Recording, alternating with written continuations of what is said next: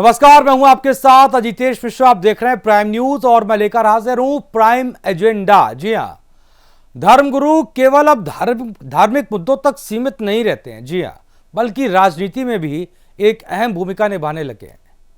लाखों की संख्या में इनके अनुयायी हैं और इसका फायदा कुछ राजनीतिक पार्टियों का प्रत्यक्ष रूप से और अप्रत्यक्ष रूप से लिया जाता है। इसी कड़ी में अब बाबा बागेश्वर सियासत के बीच हैं। बिहार में कथा करने आए बाबा बागेश्वर कब राजनीति का हिस्सा बन गए, उन्हें भी पता नहीं चला। बाबा बागेश्वर ने भरे मंच से हिंदू राष्ट्र बनाने और हिंदुत्व पर जोर देने की बात कही और इससे आरजेडी के नेता भड़क गए और बिहार में कथा के दौरान बाबा बागेश्वर और आरजेडी के नेता चंद्रशेखर में बहस हुई। चंद्रशेखर ने बाबा पर आरोप लगाया कि संविधान विरोधी बयान दे रहे हैं, तो धीरेन्द्र शास्त्री ने कहा कि किसी भी देश में मुसलमानों को अगर निकाल दिया जाए तो इस दुनिया में 65 मुसलमान कंट्री हैं जो उनका स्वागत कर लेंगी, लेकिन फिजी, सूरीनाम, पाकिस्तान, भारत, नेपाल और मॉरिशस से अगर कोई हिंदुओं को निकाल दिया जाएगा तो हिंदू कहां जाएगा। उन्होंने आगे स्पष्ट किया कि किसी पार्टी के प्रचारक नहीं है, हिंदुत्व के प्रचारक हैं। जब तक सांस है तब तक हिंदुओं के लिए लड़ेंगे और मरेंगे। उन्होंने आरएसएस के सिद्धांत पर कहा कि हमें बंटना नहीं है, यदि हम बटेंगे तो कटेंगे। उन्होंने कहा, मैं हिंदुओं को एक करूंगा।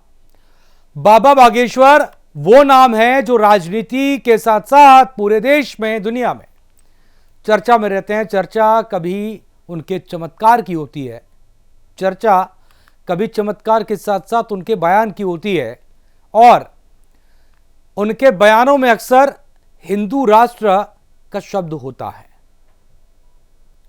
और जब हिंदू राष्ट्र का शब्द बातचीत के दौरान आ जाए तो लोग सवाल करते हैं कि इसका मतलब क्या है। अक्सर बाबा बागेश्वर से जब पूछा गया कि आप हिंदू राष्ट्र पर बात क्यों करते हैं, क्यों मांग करते हैं, तो वो कहते हैं कि हिंदू राष्ट्र का मतलब यह नहीं है कि यहां सिर्फ हिंदू रहेंगे। जो लोग अन्य धर्म के हैं वो भी रह रहे हैं, वो रहेंगे, लेकिन एक देश हिंदुओं का होना चाहिए।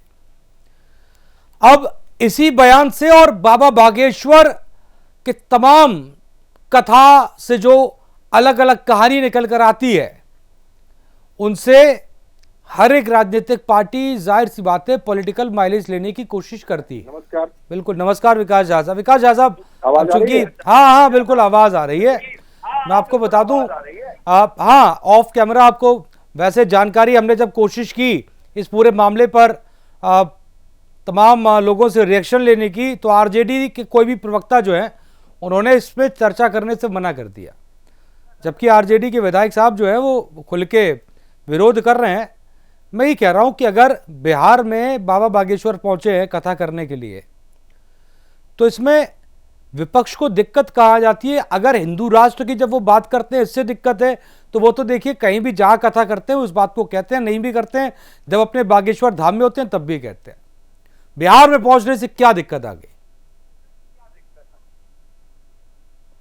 देखिए, बिहार में या देश के किसी कोने में बागेश्वर बाबा पहुंचते हैं, वो धर्म का प्रचार प्रसार कर रहे हैं, उनका हिंदू धर्म में अपना विश्वास जताने वाले लोग उनका स्वागत करते हैं, इसमें कहीं कोई दिक्कत नहीं। हाँ, दिक्कत तब आती है जब पॉलिटिकल पार्टी जो देश में सत्ता में विराजमान है उन लोगों के द्वारा उनको भजाया जाता है और वोट में लोगों को गुमराह करके, हाँ, जिस तरह से बागेश्वर बाबा कुछ उद्घाटन अभी किए, कुछ दिन पहले नरेंद्र मोदी जी वहां पहुंचे थे। हाँ, या अभी आप देखे होंगे कि बहुत बड़ा आयोजन हुआ था यूपी सरकार के द्वारा, कुंभ का आयोजन। ये तो परंपरा है, ये त्रेता युग से चलता आ रहा है। तो ये पॉलिटिकल कार्यक्रम बनाने की कोशिश जो होती है केंद्र सरकार के द्वारा, इसमें आपत्ति है। अच्छा। धर्म में सभी लोगों का आस्था है और होना भी चाहिए। ये बाबा बागेश्वर की किसी कार्यक्रम में कभी कमलनाथ साहब नहीं पहुंचे क्या? बिल्कुल पहुंचे। तो वो पॉलिटिकल नहीं था?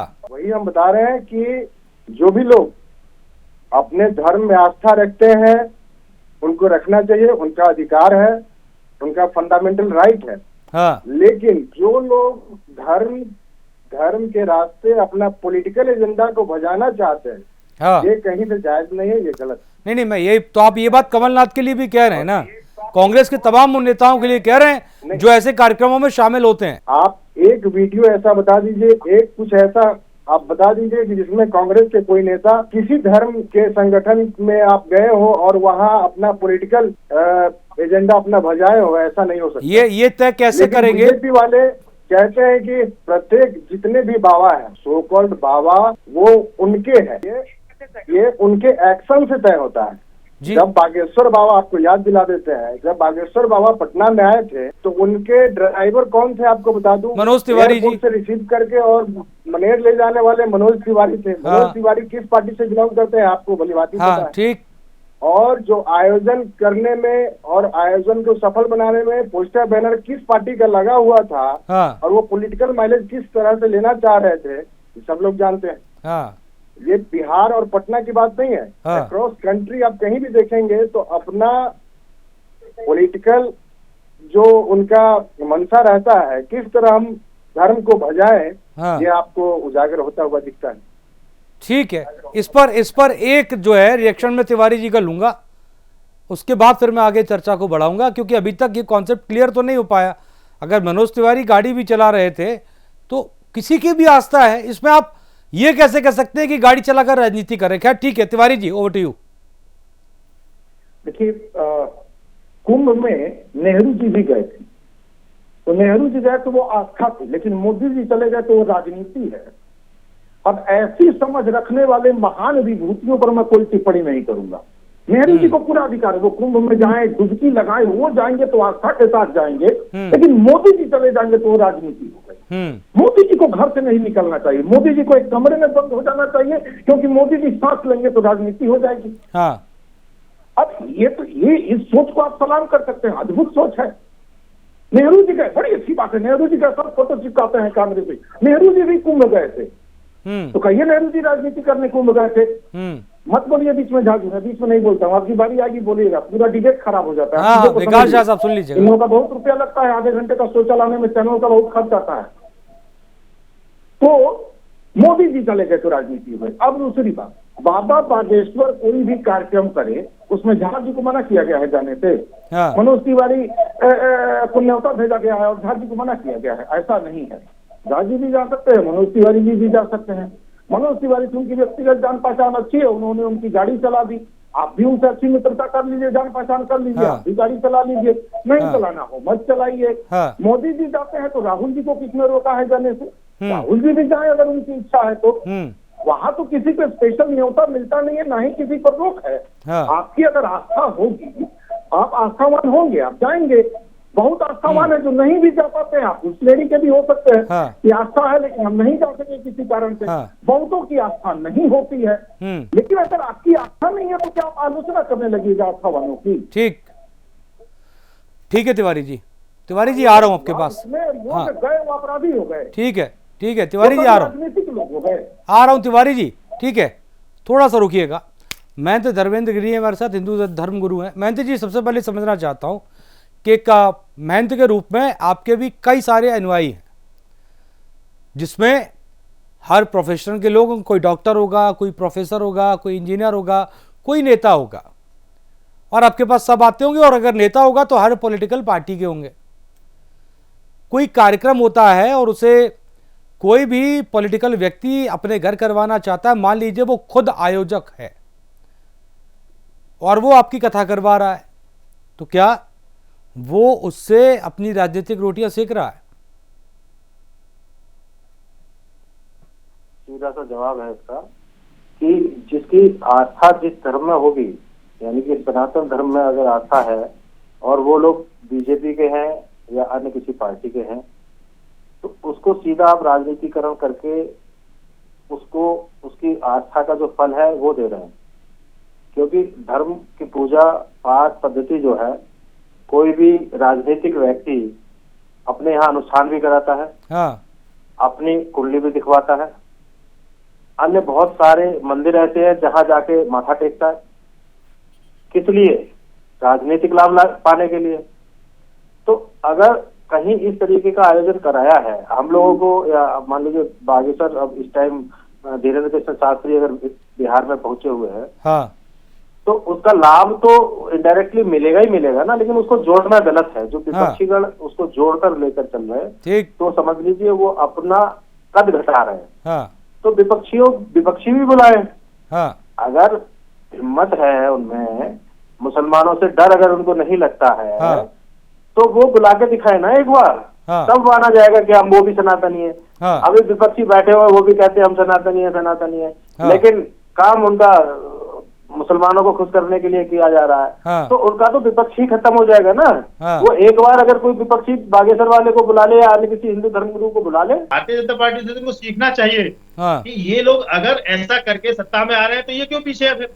हाँ, क्या धर्म इनका नहीं है? ये धर्म को मानने वाले नहीं है बिल्कुल क्या? जाहिर सी बात है, ये रास्ता तो ऐसा सभी के इनको लिए भी खुला है, करना चाहिए ना, ये रास्ता इनको सभी भी के लिए करना खुला चाहिए, है, सभी के लिए खुला है। बिल्कुल। हैदर भाई आता हूँ हाँ। आपके पास, महंत जी एक सेकंड आपको रुकना चाहता हूँ, ठीक है हैदर भाई आऊंगा, लेकिन उससे पहले जरा विकास झा से एक रिएक्शन में चाहूंगा। विकास झा जी, सवाल घूम फिर के लब्बो लुआब ये निकल कर आता है कि अगर भारतीय जनता पार्टी बाबा बागेश्वर के थ्रू या अन्य किसी बाबा की वजह से वोट पाना चाहती है, वोट पाने की कोशिश करती है, तो विपक्ष को, विपक्षी पार्टियों को रोका किसने है?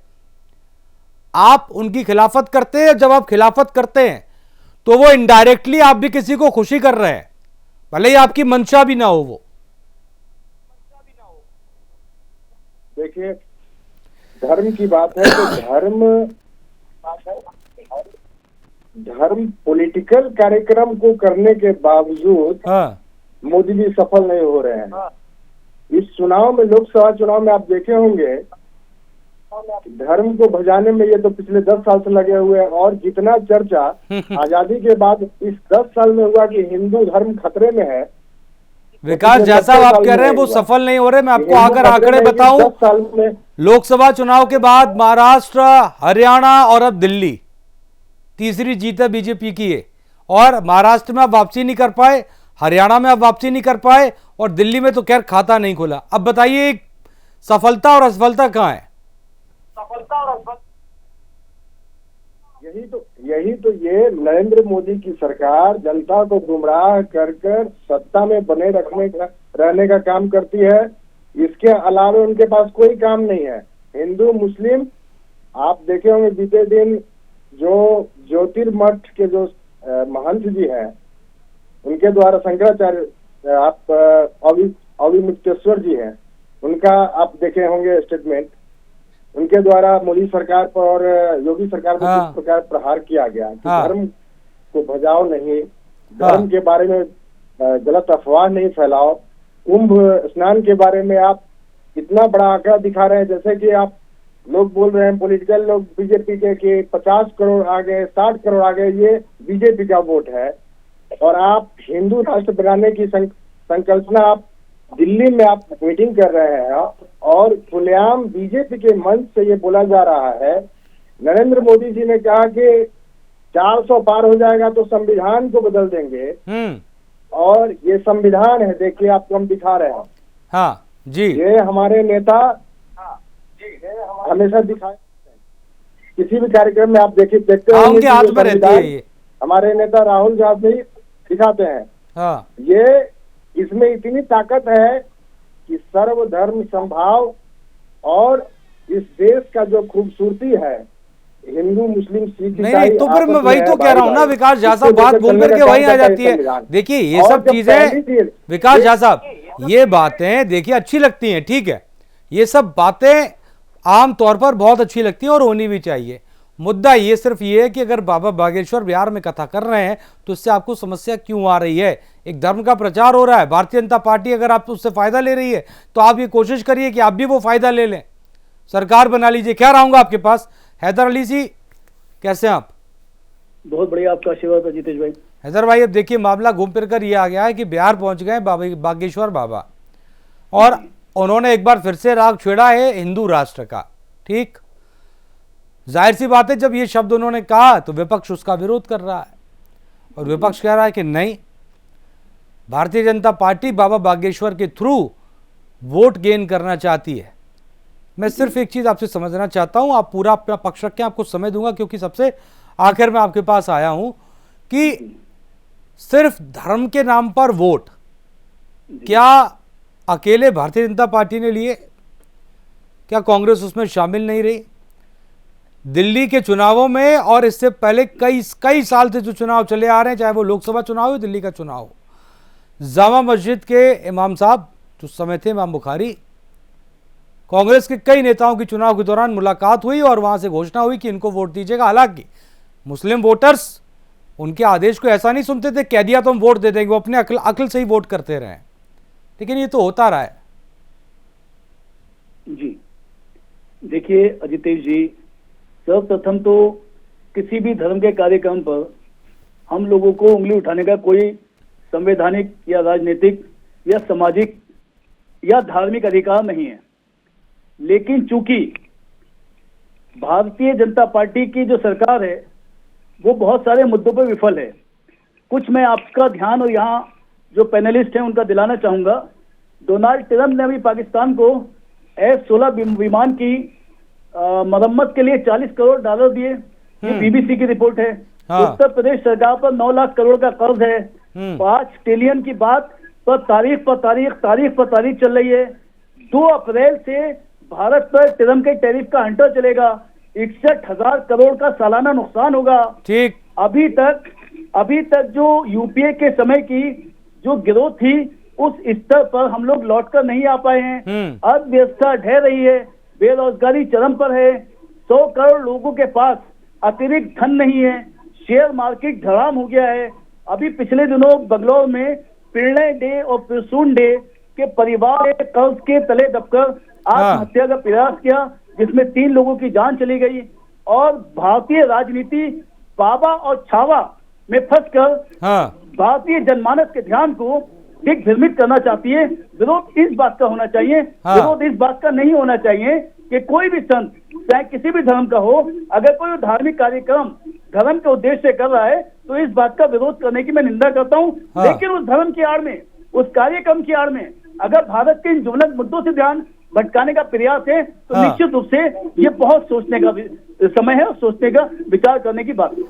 ठीक है असित नाथ तिवारी, जब मैं समझना ये चाहता हूं कि हिंदू राष्ट्र का जब जिक्र होता है तो उसमें बाबा बागेश्वर तो कहते ही हैं और हर मंच से मांग करते रहते हैं, और जाहिर सी बात है जब मांग शब्द जुड़ जाता है तो वो मांग जो है वो सरकार से ही होती है, कोई भी मांग होती है।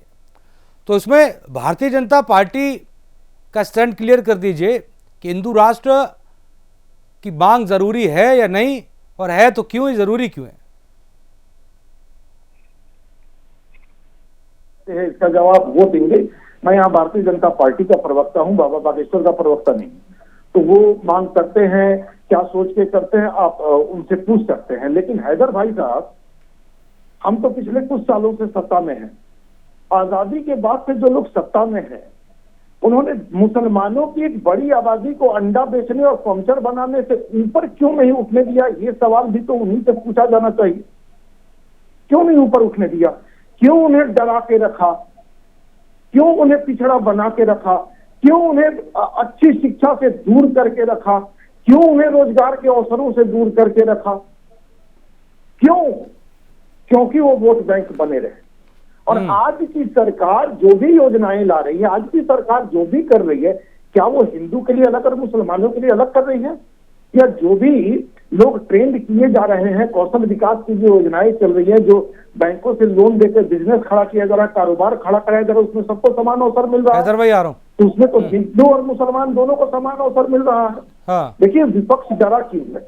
विपक्ष इसलिए डरा है कि जिन मुसलमानों को 55 वर्षों तक पंचर बनाने से ऊपर नहीं उठने दिया गया, उन्हें अब हम कुशल बना रहे हैं, उससे ऊपर उठा रहे हैं, मुर्गी बेचने से ऊपर उनको उठा रहे हैं। तो इनको डर है कि अगर वो आर्थिक रूप से, बौद्धिक रूप से समृद्ध हो गया तो इनको वोट क्यों देगा। ये इसलिए डरे हुए हैं। हमें कोई डर नहीं है कि बाबा बागेश्वर के कार्यक्रम की आलोचना करे, क्या करे। बाबा बागेश्वर के अपने अनुयायी हैं और उनके अनुयायी उनके साथ खड़े रहेंगे। इनको इस देश की राजनीति से सही धकिया के बाहर किया जा रहा है और बाहर कर दिया जाएगा। हमें चिंता इस बात की है कि ये फिर वो षड्यंत्र रच रहे हैं जिस षड्यंत्र के तहत 55 वर्षों तक मुसलमानों को मुर्गी बेचने तक सीमित रखा गया और पंचर बनाने का। हम इनका वो षड्यंत्र सफल नहीं होने देंगे। और आपसे एक ही आग्रह करूंगा, ये भाजपा का स्टैंड है, जान लीजिए कि आप तुम शुक्रवार को मेरे शुक्र की दुआ करना, मैं मंगलवार को तेरी मंगल कामनाएं करूंगा। ये हिंदुस्तान ऐसे बनेगा, ये हिंदुस्तान ऐसे नहीं बनेगा कि डरा के पंचर बनने तक मजबूत रखो, मुर्गी बनने तक मजबूत रखो, नहीं। हमें मजबूत हिंदुस्तान चाहिए, और मजबूत हिंदुस्तान के लिए आपका भी साथ चाहिए। आप थामिए, मजबूत बनिए, चलिए आगे बढ़ते हैं। इनके चक्करों में उलझिएगा तो वही मुर्गी बेचने और पंचर बनाने का एक बड़ा तबका सीमित रह जाएगा। ठीक है, ओके, हैदर भाई जवाब देंगे। उसके बाद असित जी मैं एक चीज आपसे पूछूंगा, हालांकि बाद में, पहले हैदर भाई जवाब दे लें। मैं आपसे ये नहीं कह रहा था कि बाबा बागेश्वर क्या चाहते हैं, मैं आपसे ये चाह रहा था कि हिंदू राष्ट्र पर आपका क्या रिएक्शन है, लूंगा आपसे मैं। ठीक है हैदर भाई, ओवर टू यू।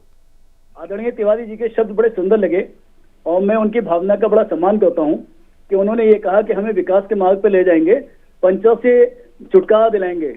उनके ज्ञान वर्धन के लिए बता दूं कि हिंदुस्तान और विश्व के सबसे बड़े मिसाइल मैन का नाम एपीजे अब्दुल कलाम है। मुसलमान सिर्फ पंचर ही नहीं जोड़ते हैं, आईएएस भी हैं, पीसीएस भी हैं और मिसाइल बनाकर देश को भी देने का कार्य करते हैं। जो उन्होंने अभी कहा कि शुक्र और मंगल, निश्चित रूप से ये भावना सही है, लेकिन हम बहुत समय से सुनते चले आए हैं कि सबका साथ, सबका विकास, सबका सम्मान। अभी संभल के सीओ साहब ने जो मुसलमानों के उत्तर प्रदेश का सम्मान सूचक शब्दों का प्रयोग किया है, उस पर तिवारी जी कुछ शब्द नहीं कहेंगे। जिन मुर्गा की दुकानों की वो बात कर रहे हैं, उन मुर्गे की दुकानों पर जाकर जब विश्व हिंदू परिषद, भारतीय जनता पार्टी के नए नए उगे हुए नेता जाकर वहां पे हंगामा करते हैं और दुकानों में तोड़फोड़ करते हैं, उस पर तिवारी जी कोई जवाब नहीं देंगे। एक शेर के माध्यम से, बहुत पुराना शेर है, मैंने थोड़ा सा उसमें अपनी तरफ से जोड़ दिया है कि झूठों ने झूठों से कहा है सच बोलो, हुआ है सरकारी ऐलान, सच बोलो। गुलदस्ते पर लिखा है सबका साथ, सबका विकास। तिवारी जी, गुलदस्ते के अंदर क्या है ये भी सच बोलो। ठीक, okay Tiwari ji, over to you. आप हैदर भाई की बात का जवाब दे सकते हैं, और जो सवाल मैंने किया था उस पर थोड़ा सा आपका मैं पक्ष जानना चाहता हूँ। धर्म या जाति के नाम पर कहीं, चाहे वो किसी पार्टी का कार्यकर्ता हो, अगर कानून हाथ में लेता है, कानून बराबर काम करेगा, कार्रवाई होगी, वो बचेगा नहीं, आप निश्चिंत रहिए। वो चाहे किसी दल से जुड़ा आदमी हो, किसी विचारधारा का आदमी हो, उसने कानून हाथ में लिया है, कानून अपना काम करेगा। उसमें आप कहीं किसी पार्टी को नहीं देखिएगा किसी का बचाव करते हुए, ये वादा है।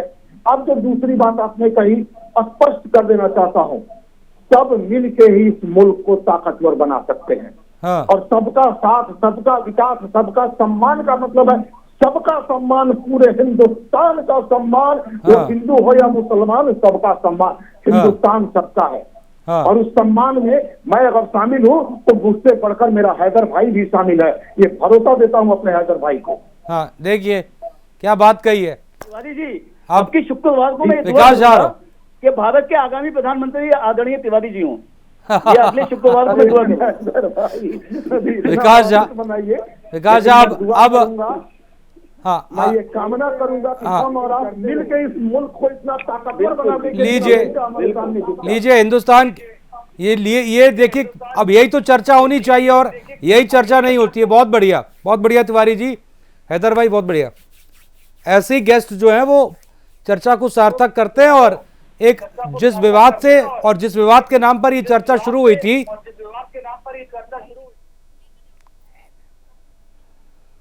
और वहीं पर वो जो है वो खत्म होता नजर आया, और सब देखिए सब लोग मिलकर बातचीत कर रहे हैं। विकास झा साहब, ओवर टू यू।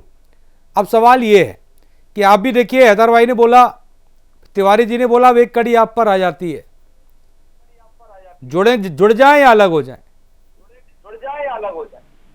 एकदम जुड़ना चाहिए, ये तो बहुत अच्छी सोच है, इसका स्वागत होना चाहिए। ये देश तभी मजबूत होगा जब इस सर्व धर्म संभाव से हम लोग एकजुट होकर एक दूसरे का कदर करेंगे, रेस्पेक्ट करेंगे, तभी मजबूत होगा। हाँ। और ये लोग केवल कहते हैं सबका साथ, सबका विश्वास, सबका सम्मान, लेकिन ये जब हिंदू राष्ट्र की बात आप करते हैं तब कैसे संभव है? हाँ। जब आप जय संविधान की बात कीजिएगा तभी ये संभव है, क्योंकि यह संविधान में ही वो पावर है जो सबको एकजुट करके रख सकती है।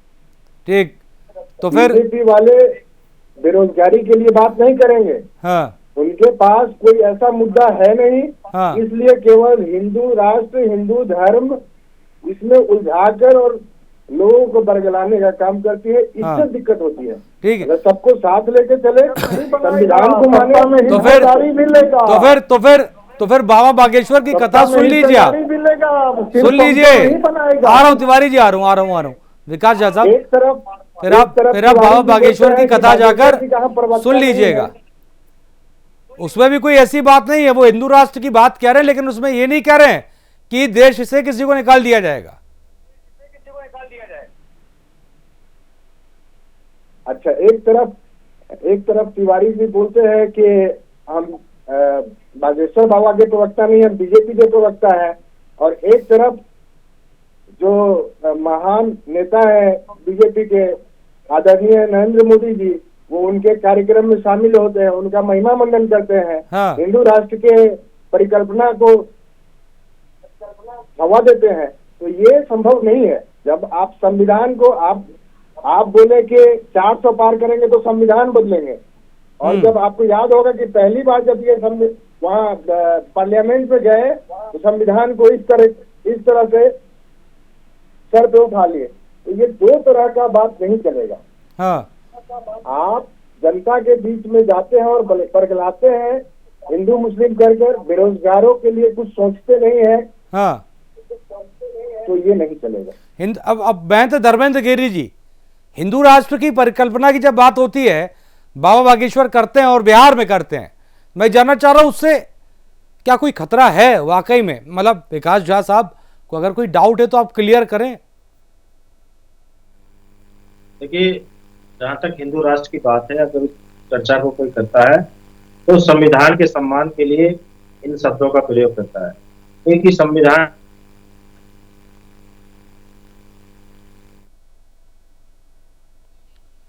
तब तक पूर्ण न समझा जाए जब तक कि हिंदुस्तान में एक भी मुसलमान शेष है। तो हम लोग तो संवैधानिक बात कर रहे हैं, संविधान की चर्चा कर रहे हैं, और जहां तक बात हिंदुत्व या हिंदुस्तान की या हिंदू राष्ट्र की है, तो अगर सरकार के लिए संभव होगा तभी संभव हो पाएगा।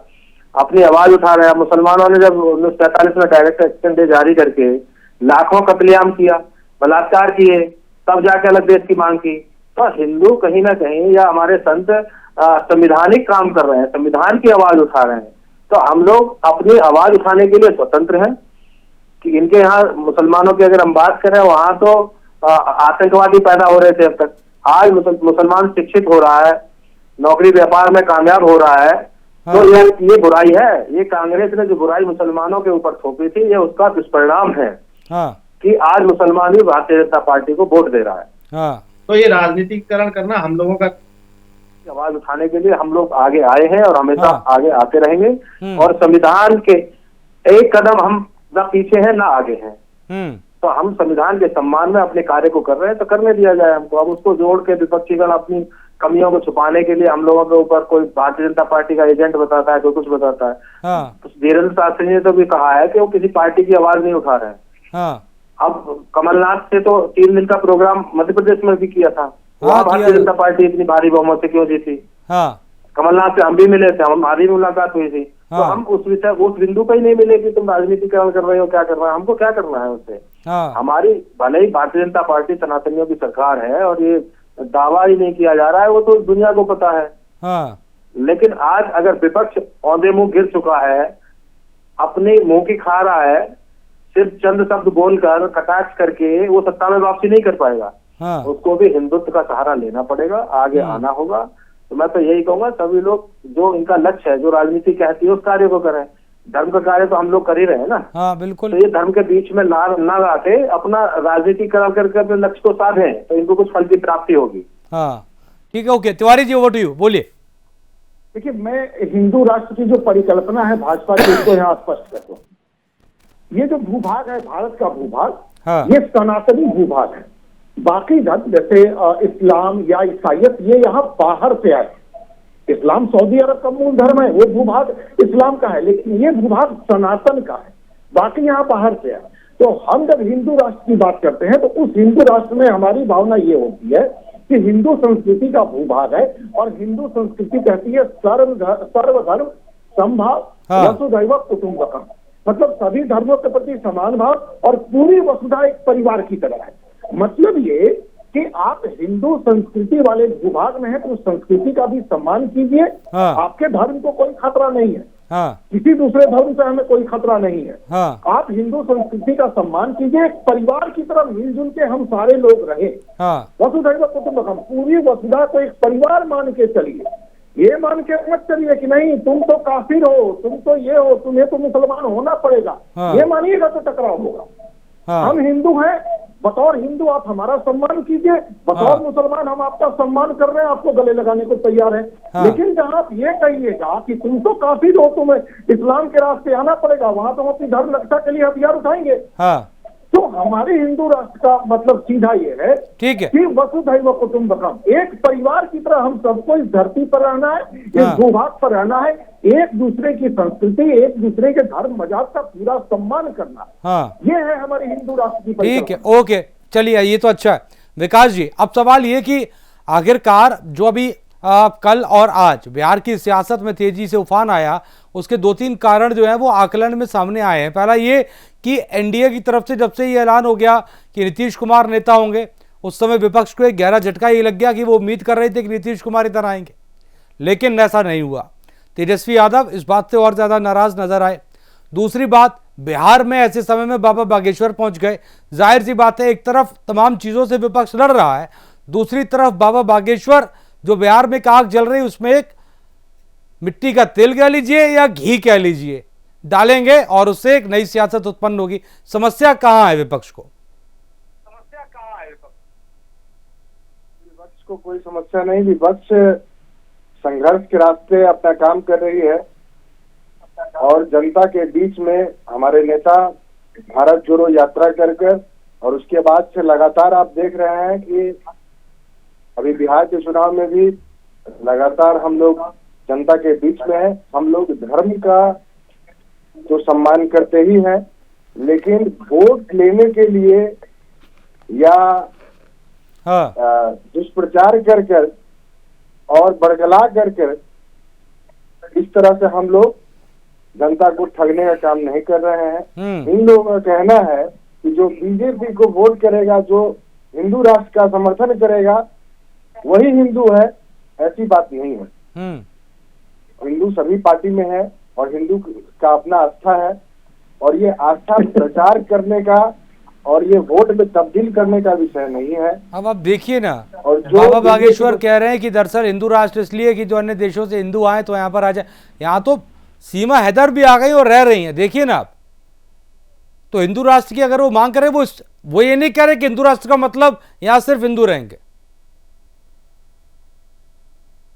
विकास जी, बीच में रोजगार पर डिबेट होना चाहिए। हाँ। तो बाबा बागेश्वर धाम पर डिबेट हो रहा है। हाँ, ये दुर्भाग्य है। अब दुर्भाग्य इस बात की, दुर्भाग्य इसलिए भी है, दुर्भाग्य इसलिए भी है सर कि बिहार में जो है अब विधायक साहब अगर पूरा ध्यान बाबा बागेश्वर पर दे देंगे और उन्हीं से बहस में लग जाएंगे तो जाहिर सी बात है चर्चा तो फिर करनी पड़ेगी, पूछना पड़ेगा कि आखिरकार क्या दिक्कत आ गई। को जवाब दे दूं, रोजगार पर विकास जी आपको जवाब दे दूं। हाँ, 4 दिन पहले मैं एक आंकड़ा देख रहा था, विकास जी नहीं, अब सुन लीजिए। कैसे मिलेगी? 2004 तक आपकी सरकार थी ना, कैसे मिलेगा? सुनिए ना विकास जी, बिहार में सभी वर्गों के शिक्षकों की संख्या 2004 में थी 1,29,000 और आज बिहार में सभी वर्गों के शिक्षकों की संख्या है 7,60,000। डिफरेंस देखिए तो रोजगार किसके शासनकाल में ज्यादा है? बिहार पुलिस, अभी ये आंकड़ा 3-4 दिन पहले ही मैं देख रहा था, किसी चैनल पे ही चर्चा हो रही थी। बिहार पुलिस में महिला पुलिस तो सबसे अधिक अभी राज्य सरकार में है ही। बिहार पुलिस में तब जब 2004 तक आपकी सरकार थी, टोटल सब इंस्पेक्टर से लेकर कांस्टेबल तक, उसके ऊपर नहीं, सब इंस्पेक्टर से लेकर कांस्टेबल तक की कुल संख्या लाख के आसपास थी। आज 6 लाख के आसपास है। तो रोजगार आपने दिया है कि हमने दिया है, जरा ये बता दीजिए। बाकी सारे विभागों का मैं नहीं देख पाया हूँ क्योंकि श्रम साध्य काम है, समय साध्य भी है, इसमें समय लगेगा। 2 आंकड़े मैंने इसलिए रख दिए कि आप भी क्रॉस चेक कर लीजिएगा, इसके चैनल के लोग भी, डेस्क के लोग अभी क्रॉस चेक कर लेंगे और सच्चाई सामने आ जाएगी। अब चूंकि तो आपको रोजगार के मामले में आपको ठीक है, कीजिएगा। हाँ, ओके, वही तो इसीलिए ठीक है। तिवारी जी, थोड़ा समय कम है, हैदर भाई एक फाइनल कमेंट करिएगा क्योंकि अब चर्चा के आखिरी मोड़ पर है। देखिए, अभी बिहार की बात चली थी, जो बिहार का राजकोषीय घाटा है वो लगभग 3% है, 2.98। हाँ। तो इस तरीके से अब इन सब चीजों से ध्यान दिग्भ्रमित करने के लिए भारत का नाम बदलने की साजिश के हिंदू राष्ट्र, मैं सब मुसलमानों की तरफ से जो मेरे साथी हैं ये बता देना चाहता हूँ, नाम कुछ भी हो, भारत रखिए, हिंदुस्तान कहिए या इंडिया कहिए, ये राष्ट्र हमारा है और इस राष्ट्र को बचाने के लिए हम अपनी सांस के अंतिम कोने तक लड़ेंगे और देश के विकास और उसको आगे बढ़ाने के लिए हम अपनी जान देने को और अपना बलिदान देने को तैयार हैं। ये नाम पे हमसे कोई फर्क नहीं पड़ता कि आप इसका नाम क्या रखिए। हाँ। दूसरी बात, अभी एक साहब ने ये कहा कि संविधान जब तक पूर्ण नहीं होगा जब तक हिंदुस्तान में एक भी मुसलमान रहेगा। हाँ। तो ये बातें ही तो हैं जो देश को दिग्भ्रमित हाँ। कर रही हैं। जी। इन्हीं बातों का तो विपक्ष विरोध करता है। हाँ। कौमी एकता की बातें कीजिए, देश को आगे ले जाने की बातें कीजिए, ये नफरती बातें ना करें, यही मेरा निवेदन है। ठीक है, ओके। महेंद्र जी, एक फाइनल कमेंट। इस पूरी चर्चा के दौरान सवाल निकल कर ये आया, 1400 साल पहले इस धरती पर ही मुसलमान नहीं था, पूरी दुनिया में एक भी मुसलमान नहीं था। 600 साल पहले भारत में मुसलमान नहीं था।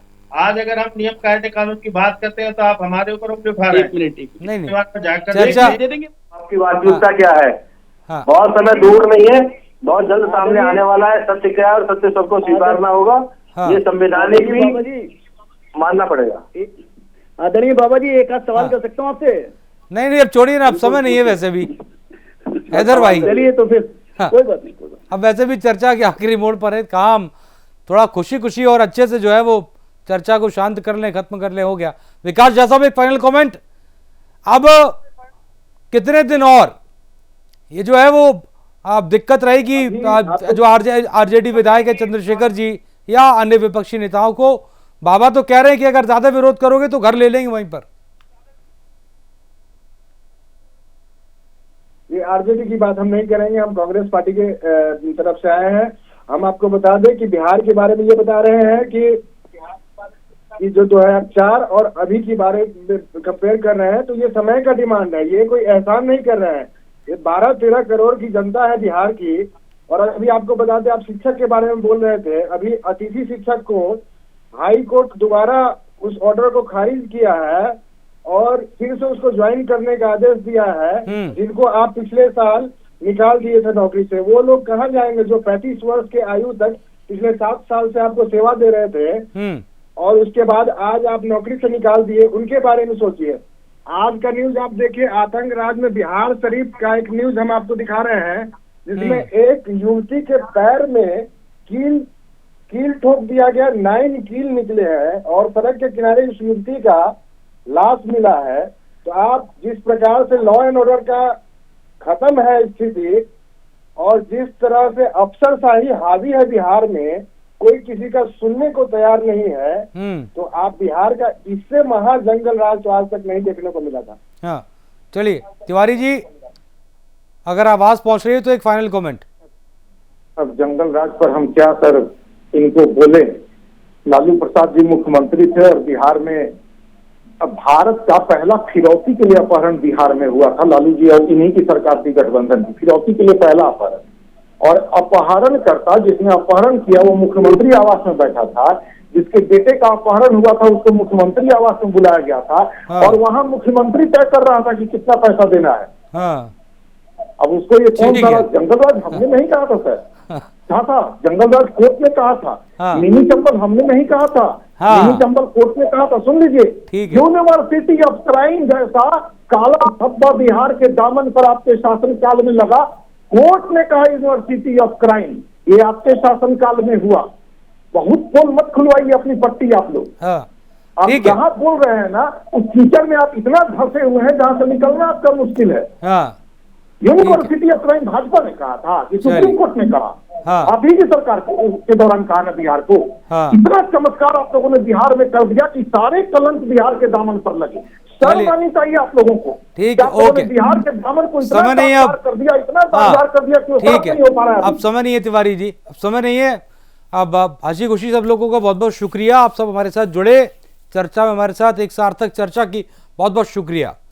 तो अब जाहिर सी बात है कि बिहार की सियासत कहा जाता है कि अनिश्चितता के दौर से भरी है, या कब क्या हो जाएगा कोई नहीं जानता। और कब कौन सी राजनीतिक पार्टी कौन सा बड़ा कदम उठाकर सियासत को घुमा देगी कोई नहीं जानता। लेकिन फिलहाल इन तमाम राजनीतिक पार्टियों से तर, बिहार के तमाम नेताओं से तर बिहार की राजनीति में एक नाम छाया हुआ है, वो है बाबा बागेश्वर। राजनीति में इसलिए क्योंकि उनकी कथा की चर्चा ज्यादा नहीं हो रही है, चर्चा हो रही है उनकी कथा के दौरान उनके द्वारा दिए गए कुछ प्रवचन जो बाद में बयान में बदल गए और बयान से शुरू हो गया विरोध और विरोध से सियासत। आज की खास चर्चा में इतना ही। नमस्ते।